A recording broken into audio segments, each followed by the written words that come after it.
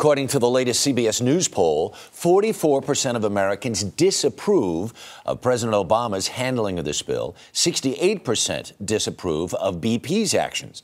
The president is also taking heat over jobs apparently offered by his administration to certain political candidates if they did not run against other Democrats. And joining us now to talk about all of these issues, CBS News chief Washington correspondent and host of Face the Nation, Bob Schieffer. Bob, how are you doing this morning? Well, I'm just fine. Thank you, Harry. Good to have you with us. The president is heading back to the Gulf again today. It's almost 50 days, and we hear the word furious come from the president's mouth last night on Larry King.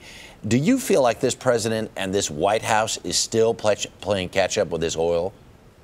Well, I mean, I don't know what else could happen right now unless the air conditioning went out at the White House or something. I mean, everything that could go wrong seems to have gone wrong, and that's the way things happen sometimes. But, you know, there's all this focus at both the White House and at BP on the public relations of this thing. Is the president appearing furious enough? I mean, is BP appearing, caring enough and all of that? I think the best policy is always to get this thing fixed. I mean, I think both the company and the administration need to focus on getting this well capped and getting this thing done.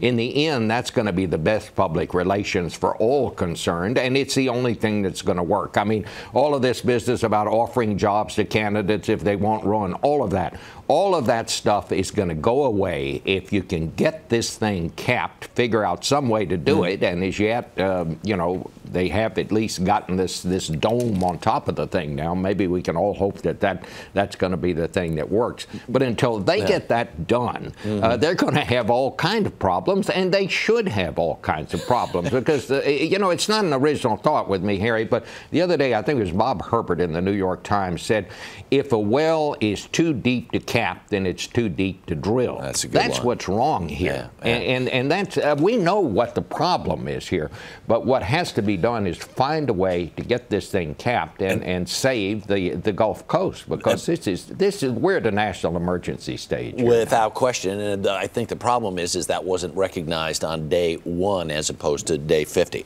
I want to move on to this dangling job possibilities in front of would-be candidates who are trying to run against incumbents. That's not so particularly unusual, but does this not at least smack up against a promise of no more business as usual? Well, I think it does, Harry. And I mean, the first rule here is if you're going to do this sort of thing, you better figure out a better way to do it than the Obama administration has figured out. It turns out it's kind of, amateur hour here with this kind of stuff. I mean, in the first place, this sort of thing's been going on for a long, long time. I mean, there's a real question as to whether this is even illegal. But it's the odor that comes from it. It's the idea that you come to office and say, we're going to change things, and then this sort of thing starts leaking out. That's what's hurting the president. But if you're going to do it, you better be better at it than they've shown us they are. Bob Schieffer, great to see you. We will look forward to seeing you on Face the Nation on Sunday. Thank you, Harry. All right. A lot happens early on The Early Show, weekday mornings on CBS.